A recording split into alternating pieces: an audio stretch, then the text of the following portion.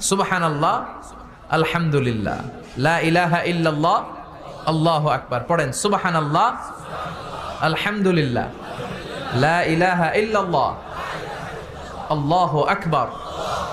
এই চারটা জিকির হচ্ছে শ্রেষ্ঠ জিকির। শ্রেষ্ঠ তো শ্রেষ্ঠই তো পাইছেন, আর এদিক ওদিক তাকান কেন? পড়েন ইচ্ছা মতো। এই চারটা জিকির একসাথে মিলিয়েও পড়া যায়, আলাদা করেও পড়া যায়। আবার বিষ্ণু বললেন, মিজানের পাল্লা ভারী করতে চাও, ফাআম্মা মান সাকুলাত মাওয়াজিনুহু ফাহুয়া ফি আইশাতির রাদিয়া। মিজানের পাল্লা যারা ভারী করতে চাও তারা দুইটা জিকির করবা, সুবহানাল্লাহি ওয়া বিহামদিহি, সুবহানাল্লাহিল আযীম। এই দুইটা শব্দ কালিমাতান হাবিবাতান ইলার রহমান, আল্লাহর কাছে খুব প্রিয়। সাকিলাতানি ফিল লিসান, এই জিহ্বার মধ্যে এই শব্দ দুইটা উচ্চারণে খুব সহজ, খুব পাতলা। সাকিলাতানি ফিল মিজান, কিন্তু এই শব্দ দুইটা মিজানের পাল্লায় রেখে দিলে অনেক ওজন হয়ে যাবে। সুবহানাল্লাহি বিহামদিহি, সুবহানাল্লাহিল আযীম। পড়তে রাজি আছেন তো? প্রত্যেক ফরজ সালাতের পর আয়াতুল কুরসি পড়বেন। কি পড়বেন? মুখস্থ আছে না? এটা পড়ে ফু দিলে কোনো জিন পড়ি, ব্ল্যাক ম্যাজিক কোনো কিছু আপনারা ধরতে পারবে না। বিশ্বনবী বলেন, মান কারা আয়াতাল কুরসি দুবুরা কুল্লি সালাতিন মাকতুবা লাম ইয়ামনাহু মিন দুখুলিল জান্নাতি ইল্লাল মাউত। প্রত্যেক ফরজ সালাতের পরে কেউ যদি আয়াতুল কুরসি পড়ে, তার জান্নাতে ঢোকার ব্যাপারে আর কোনো বাধা নিষেধ থাকে না। একটা জিনিস ছাড়া, সুবহানাল্লাহ, আরেকটু পরে বলেন, একটা জিনিস ছাড়া, ইল্লাল মাউত, সেটা হচ্ছে মৃত্যু। লোকটা মরে না তাই জান্নাতে যায় না, মরলেই জান্নাতি। এবার সুবহানাল্লাহ। তাহলে প্রত্যেক ফরজ সালাতের পরে আয়াতুল কুরসি দরকার আছে না নাই?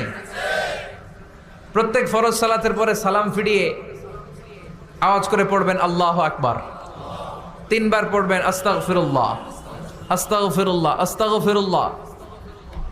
সুবহানাল্লাহ 33 বার, আলহামদুলিল্লাহ 33 বার, আল্লাহু আকবার 34 বার। অথবা শেষে 3টা 33 বার পড়ে মিলাবেন লা ইলাহা ইল্লাল্লাহু ওয়াহদাহু লা শারীকা লাহুল মুলকু ওয়া লাহুল হামদু ওয়া হুয়া আলা কুল্লি শাইইন কাদির।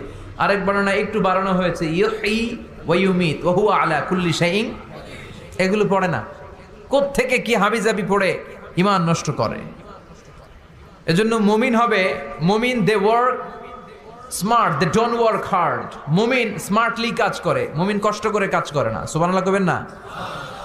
মুমিন সুযোগ খোঁজে, মুমিন কাজ করে smartly. They don't work hard, they work smart. They work smart, তারা স্মার্টলি কাজ করে। কাবা ঘরের 4টা কর্নার আছে। একটা কর্নারের নাম হচ্ছে রুকনুল হাজারিল আসওয়াদ, এটার নাম হচ্ছে ব্ল্যাক স্টোন কর্নার, যেখানে হাজরা আসওয়াদের পাথর আছে। এই পাথরটাতে চুমু দিলে জীবনের গুনাহ সব মাফ করে দেয় কে? আল্লাহ। এটা জান্নাতি পাথর। কিয়ামতের দিন এই পাথরকে আল্লাহ একটা জিহ্বা দিবে, ঠোঁট দিবে, 2টা চোখ দিবে। আর কিয়ামতের দিন আল্লাহর সামনে দাঁড়িয়ে এসে সাক্ষ্য দিবে যে আল্লাহ, তোমার এই বান্দা আমারে চুমু দিয়েছিল, এ দিয়েছিল, এ দিয়েছিল, এদের সবাইকে মাফ করে দাও।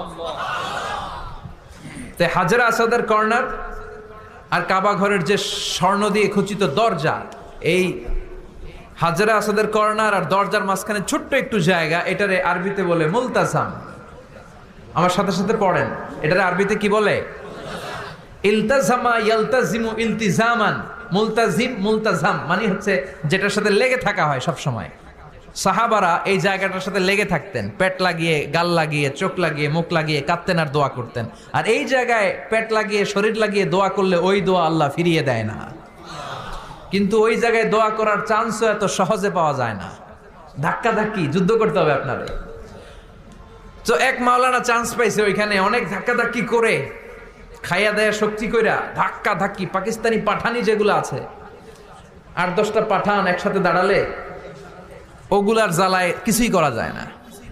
এইভাবে তাকাইতে হয় ওদের দিকে, তাকাইলে আপনার টুপি পরে যাবে পিছনে, ইয়া উঁচু লম্বা। তো এই মাওলানা অনেক ধাক্কা ধাক্কি করে কোন রকম ওই মুলতাজামে হাত লাগাইতে পারছে। এখন আবার তো আরেক ধাক্কায় কই যে চলে যাবে কোনো হিসাব নাই। তো সেইখানে দাঁড়াই আল্লাহর কাছে দোয়া করছে, যেহেতু এই জায়গায় দোয়া করলেই আল্লাহ কবুল করে, এখন কয়টা চাবে আল্লাহর কাছে, সময় তো নাই। সে ওখানে হাত লাগিয়ে দোয়া করতেছে, আল্লাহ একটাই দোয়া, জীবনে যত দোয়া করছিলাম আর করবো সব দোয়া তুমি কবুল করে নিও। যত দোয়া জীবনে করছি আর